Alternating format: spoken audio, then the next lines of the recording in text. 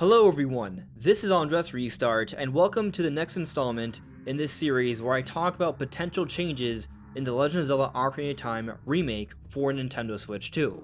This time we're going to be focusing on everything surrounding the Shadow Temple, so basically the events that transpire once you get both the Fire and Water Dungeon medallions and you enter Kakariko Village.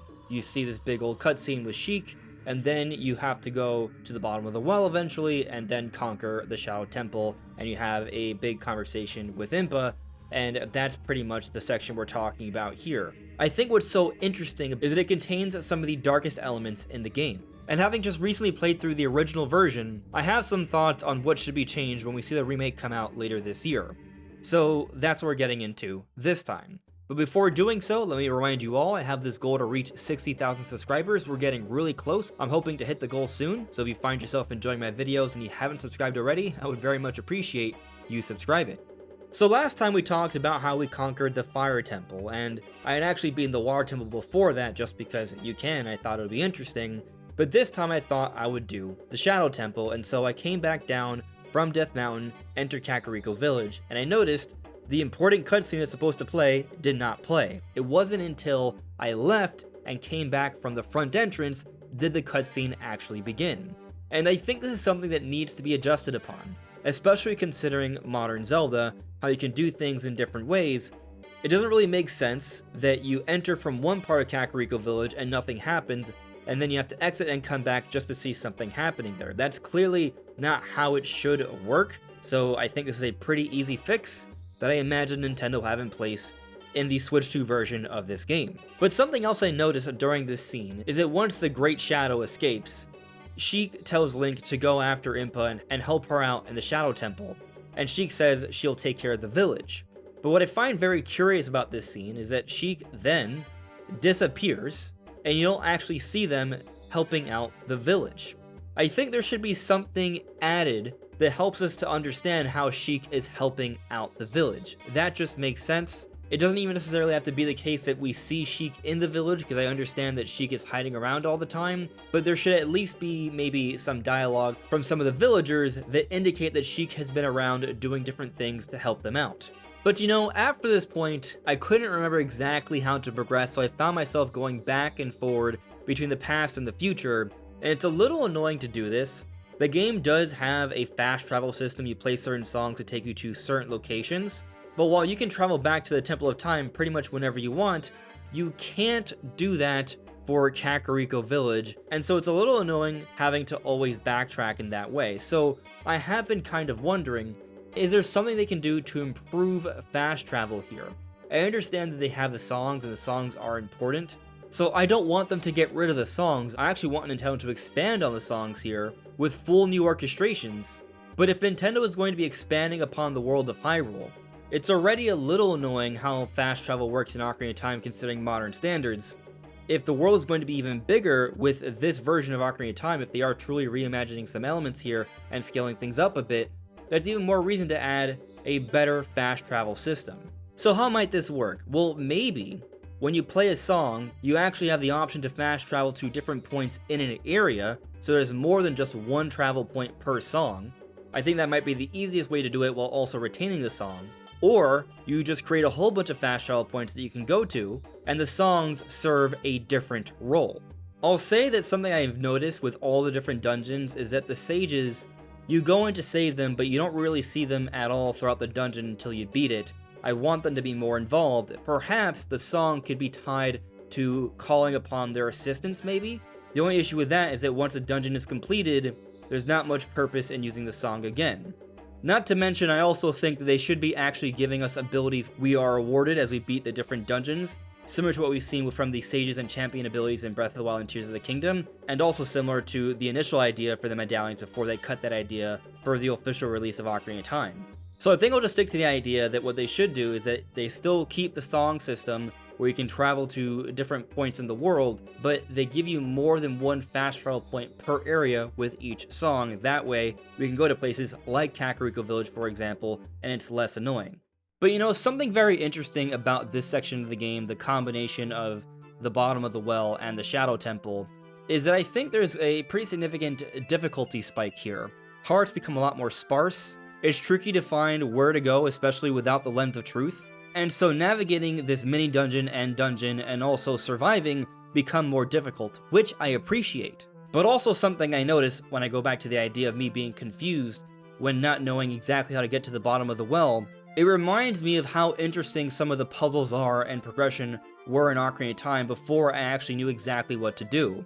And so I do hope that with this remake, or perhaps reimagining of Ocarina of Time, they do mix up things here where it feels fresh, and so some of the ways to progress in the original are changed in the new version. But also, I'm thinking about the idea of how Ocarina of Time wasn't really that handholdy. It's from a different time, it's from the 90s. And we did spend a lot more time with games back in the day.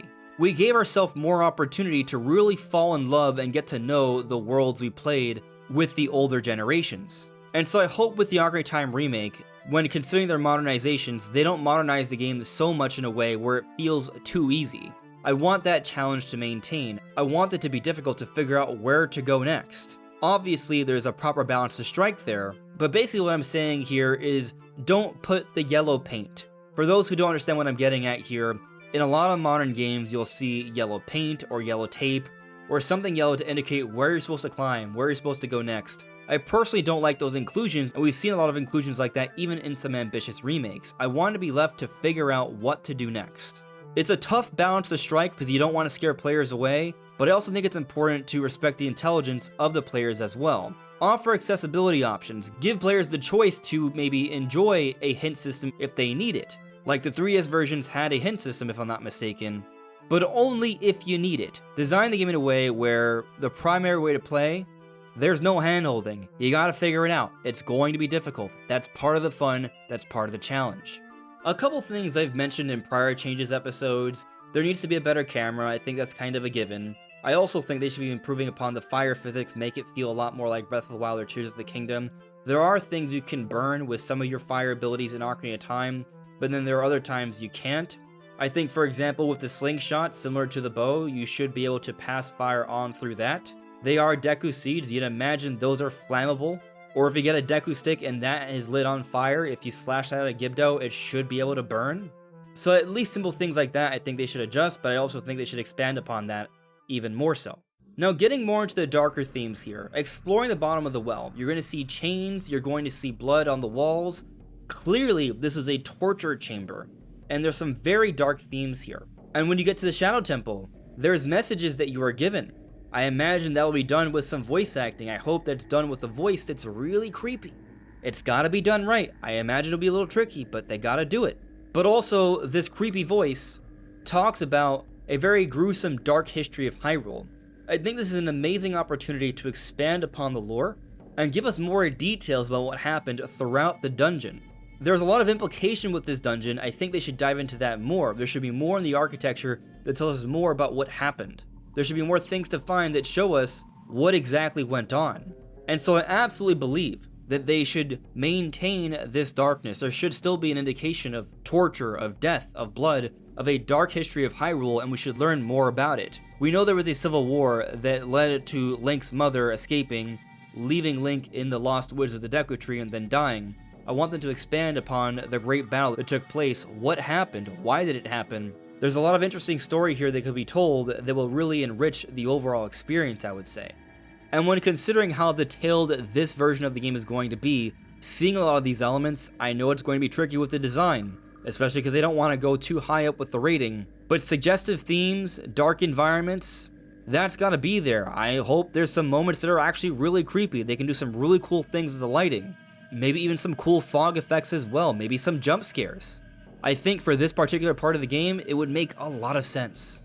Now, a random thing I'm reminded of is just how annoying it is to change your gear, and I know they made things easier in the 3DS versions, but yes, easier boot selection, that makes so much sense. Once we get the hover boots, we're switching back and forth all the time, make it really easy to change. I've actually had the idea that they maybe bring back the item wheel from Skyward Sword and use that for the items in Ocarina of Time, and perhaps they could also include the boots in there, given how often you have to be changing back and forth between them.